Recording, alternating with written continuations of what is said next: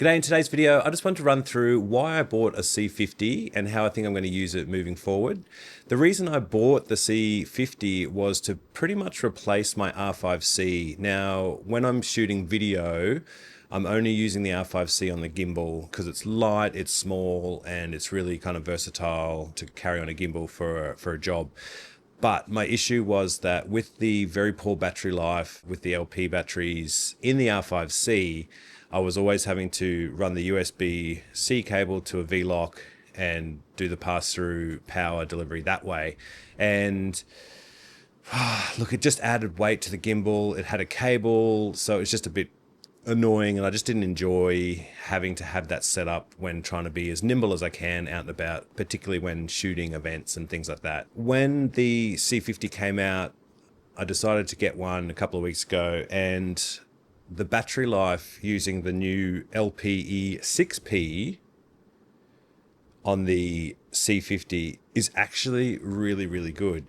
Now, I've done a few tests at home, just seeing how long you could shoot till actually kind of depleting the battery completely. So the first test I did for the battery was the 4K with sub-record at 50 frames, and I had the fan turned on to high, and I had the HDMI outputting to a monitor as well. So that got me about 1:06 with the battery before it turned off. I also did a test with the raw standard with the sub-record doing the 4K recording, and that was at 50 frames as well, and that went for pretty much 56 minutes, but my terabyte card filled up before the battery died. So again, I'm not really going to use raw standard to do an hour-long recording anyway, so that battery life in raw is not really a problem. So for me, if I'm shooting raw, doing B-roll or overlay or whatever with this camera on a gimbal, I'm only going to be doing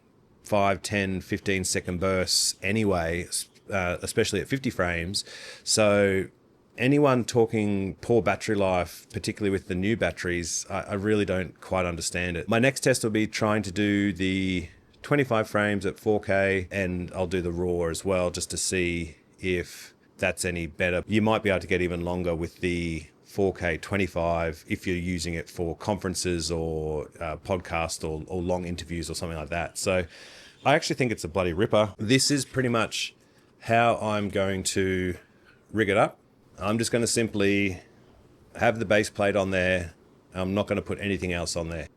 The funny thing with some of the videos I'm seeing with people rigging it out, you're pretty much getting back to the size of a C80, or even some of them have been so big it looks like a C400. So for me, this camera was specifically just so I can be light, nimble, and not have any bulk on the camera. I think that's food for thought, that you don't always have to rig everything up. I mean, if you're using it as your A cam and you're shooting for the whole day, then yeah, maybe you might want to chuck the V-lock on there and do things. But if you got yourself 4 or 5 of the P batteries, you'd be laughing, and it's so easy to change. So unless you're doing like crazy long recordings, like beyond an hour per take, then yeah, you'd need a V-lock. But I think it's a really, really great camera. The footage that I got from last night's gig, shooting at 3200 ISO, all looks beautiful. I've had a little play around with the shooting landscape and then the sub-record doing the portrait, and that's super versatile and handy as well. I also did a rough time test on how long does it take to fully charge the LP-E6P batteries, and it was pretty much 2.5 hours, give or take. I just kind of missed exactly when the light went green, but it was somewhere between 2.5 to 3 hours when I kind of came back and had a look.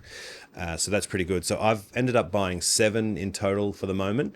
So in my eyes, that would get me through a full day shooting. So I think it's going to be a really handy addition. I'm going to sell the R5C, got nothing against the R5C, just a little bit of a battery life issue was always a bit of a crutch for me. So really excited to bring the C50 into the family. I think it's going to be a really versatile camera. Obviously had to crack out my old variable ND ready for outdoor shooting with it. So that's probably my only little downside, is that there aren't built-in NDs, but if I have a job where I know I'm going to be shooting extensively outdoors, if I don't want to muck around with the variable ND, I'll just use the C80 on the gimbal and just use the internal NDs that way. Now, besides not having internal ND, my only other point of annoyance is this bottom area where there's only one screw hole. So yes, it has the kind of locating pin, and I'm going to have to check whether there's options, whether you can use that.